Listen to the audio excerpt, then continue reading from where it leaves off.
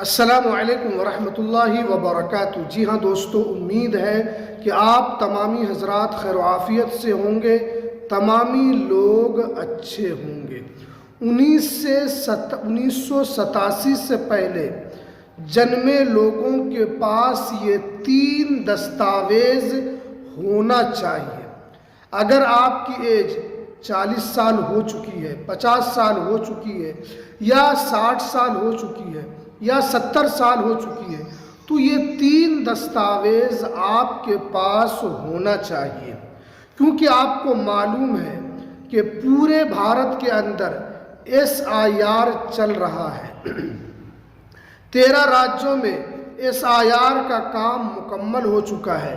बिहार से लेकर यूपी से लेकर बंगाल से लेकर राजस्थान तक SIR में लोगों को परेशानी हुई, लोग परेशान थे। बहुत सारे लोगों का नाम SIR के अंदर कटा। यहाँ तक के भारत के जो पूर्व जज हैं कोलकाता हाई कोर्ट के, उनका भी नाम इसके अंदर नहीं आया।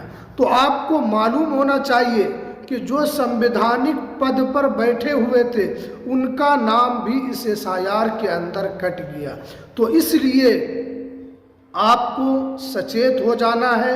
आपको दस्तावेज को लेकर आपको दस्तावेज बनाते रहना है। तो आपको क्या करना है, कौन सा दस्तावेज बनाना है, ये सारी जानकारी आपके पास होना चाहिए। ये जानकारी आज मैं आपको इस वीडियो के अंदर बताऊंगा। आपको पता है कि जितने भी लोग 1987 से पहले जन्मे हैं उनके पास जन्म प्रमाण पत्र नहीं है, और ये दस्तावेज बहुत ही ज़रूरी है। जिनके पास जन्म प्रमाण पत्र नहीं है उससे लोगों को परेशानी हो रही है। आपकी ज़मीन, आपकी पहचान और आपकी नागरिकता को लेकर भी बड़ा सवाल खड़ा हो सकता है। तो अब आपको क्या करना है? जो जानकारी निकल कर आ रही है कि जितने भी लोग 1987 से पहले पैदाइश है, 100 में से 90 लोगों के पास जन्म प्रमाण पत्र नहीं है। उनके पास उनके माँ बाप का जन्म प्रमाण पत्र नहीं है।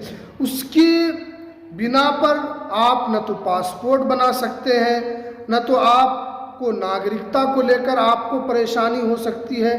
तो इसीलिए आपके पास ये डॉक्यूमेंट्स नहीं है, तो भी आपके पास ये 3 डॉक्यूमेंट्स होना चाहिए।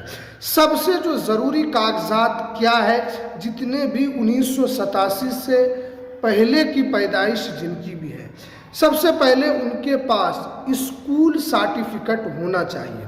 अगर आपकी पैदाइश 1987 से पहले की है, अगर आपने 10th किया है, तो आपके पास स्कूल की मार्कशीट तो ज़रूर होगी, या अगर स्कूल की मार्कशीट नहीं है तो TC आपके पास होना चाहिए।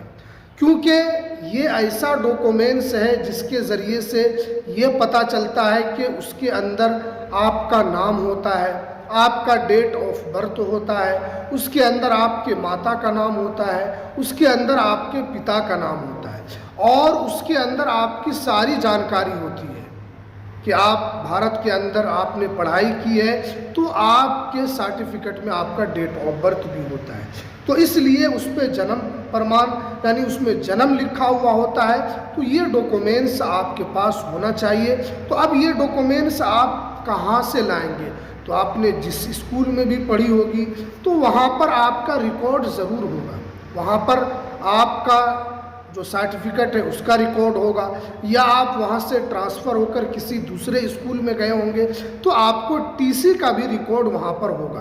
तो इसलिए ये डॉक्यूमेंट्स जाकर आपको अपने कॉलेज से या आपको अपने स्कूल से ले लेना है, ताकि आगे चलकर आपको ज़मीन में परेशानी ना हो, आपको नागरिकता को लेकर परेशानी ना हो, या आपको यहाँ पर जो सरकारी लाभ है उससे आप वंचित न रहें। उसके बाद देखिए यहाँ पर बताया गया कि पुरानी वोटर लिस्ट, अगर आपकी पैदाइश 1987 से पहले की है तो अगर आपके माताजी का वोटर लिस्ट है या वोटर कार्ड है तो उसको आपको रखना है। अगर आपके पिताजी का है तो उनका वोटर लिस्ट भी आपको रख लेना है। या अगर आपके ग्रैंडफादर का है या आपके दादा दादी नाना नानी का है तो उनका भी आपको वोटर लिस्ट रख लेना है, क्योंकि वोटर लिस्ट जो है ये आपके लिए काफ़ी इम्पोर्टेंट है, क्योंकि इसके ज़रिए से पता चलता है कि आपके जो पूर्वज हैं वो यहाँ के नागरिक थे, वो यहाँ पर वोट डाला करते थे, तो उसी के ज़रिए से आपकी भी नागरिकता साबित हो जाएगी, उसी के ज़रिए से आपको भारत की सिटीज़नशिप मिल जाएगी, उसी के ज़रिए से आपको भारत से नहीं निकाला जाएगा, आपको कैंप में नहीं डाला जाएगा, क्योंकि जब आपके पूर्वज यहाँ के हैं तो आप भी यहीं के सिटीज़न होंगे। तो इसीलिए आपको आपके पिताजी का, आपके माताजी का अगर कोई वोटर लिस्ट है तो उनको भी आपको संभाल कर रखना है, उनको आपको अपने पास रखना ज़रूरी है। उसके बाद आपके पास ज़मीन के कागजात होने चाहिए, जैसे आपके पास खतियान होना चाहिए, आपके पास केवाला होना चाहिए, आपके पास रजिस्ट्री के कागजात होनी चाहिए, क्योंकि रजिस्ट्री के कागजात में उसमें आपका नाम होता है, आप किस जाति से आते हैं, आपके पिता का क्या नाम है, माता का क्या नाम है, आपका डेट ऑफ बर्थ क्या है, आपकी ये ज़मीन कहाँ है, यानी उसमें एक पूरी जानकारी उस केवाले के अंदर होती है। तो अगर आपके पास ज़मीन के कागजात हैं तो आप बहुत सेफ है, क्योंकि जो ज़मीन के कागजात हैं ये सबसे स्ट्रॉन्ग आपके नागरिकता का सबूत है, सबसे इम्पोर्टेंट आपके नागरिकता के लिए एक चट्टान की तरह खड़ा ये दस्तावेज़ है। बहुत सारे लोग हैं उनके दादा परदादा इस हिंदुस्तान में रहे हैं लेकिन उनके पास कागजात नहीं है, तो अब वो क्या करेंगे? तो आपको घबराना नहीं है, आपको अपने जहाँ पर रजिस्ट्री होती है, जहाँ पर रजिस्ट्री ऑफिस है, वहाँ जाना है और वहाँ जाकर आपको वो कागजात निकाल कर लाना है, क्योंकि अगर आपने नहीं निकाला और उस वक्त अगर आपको ज़रूरत पड़ गई तो आपको परेशानी होगी। आप पहले से अगर निकाल कर रखेंगे तो फ़ौरन आप उस दस्तावेज़ को दिखा सकते हैं, क्योंकि भारत के अंदर बहुत सारे लोग हैं उनके पूर्वजों ने ज़मीन बेच दी है, उनके पूर्वजों ने ज़मीन दूसरे को दे दी है, लेकिन उनके औलाद के लिए कोई ज़मीन नहीं है, लेकिन आपके पूर्वज तो यहीं के हैं, उनके आप कागजात तो निकाल सकते हैं, उनका खतियान निकाल सकते हैं, रजिस्ट्री के कागजात निकाल सकते हैं, जमाबंदी निकाल सकते हैं, दाखिल खारिज का आप निकाल सकते हैं। तो इसके ज़रिए से आप स्ट्रॉन्ग पास दस्तावेज़ को आप जमा कर सकते हैं, ये आपके पास दस्तावेज़ होना चाहिए।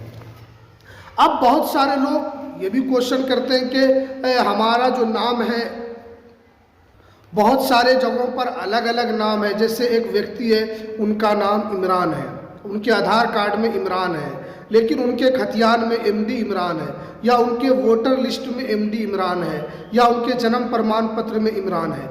तो अगर कहीं पर एमडी इमरान है, कहीं पर सिर्फ इमरान है, तो इससे आपको आगे चलकर परेशानी होगी, क्योंकि आपका हर जगह एक स्पेलिंग के साथ हर जगह एक ही नाम होना चाहिए। अगर इमरान है तो हर जगह आपका आधार कार्ड में, पैन कार्ड में, वोटर लिस्ट में, पासपोर्ट में, जन्म प्रमाण पत्र में हर जगह आपका एक जैसा नाम होना चाहिए। या अगर इमरान है सिर्फ इमरान होना चाहिए, या अगर एमडी लगा हुआ है तो वहाँ पर हर जगह एमडी इमरान आपका होना चाहिए। हमने आपको एक तरीके से एग्जाम्पल दिया कि इस तरीके से आपका नाम होना चाहिए, कहीं पर भी एक स्पेलिंग का भी मिस्टेक नहीं होना चाहिए। इससे चलकर आपको यही सबसे ज़्यादा परेशानी होगी, स्पेलिंग का मिसमैच होगा, आपको यहाँ पर परेशानी का सामना करना पड़ेगा। तो इसलिए आपको ये सारे दस्तावेज़ बना लेने हैं, ताकि आगे चलकर एनआरसी भी आएगा, उसके बाद सीए भी आएगा, बहुत सारी चीज़ अभी हिंदुस्तान के अंदर होगी। उससे पहले वक्त है अपने आप को तैयार करने का, अपने डॉक्यूमेंट्स को जमा करने का, अपने डॉक्यूमेंट्स को संभाल कर रखने का, ताकि आगे चलकर आप पर किसी तरीके का इल्ज़ाम न लग सके। तो चलिए हमें दीजिए इजाज़त, फिर मिलते हैं किसी नेक्स्ट वीडियो में नई अपडेट के साथ।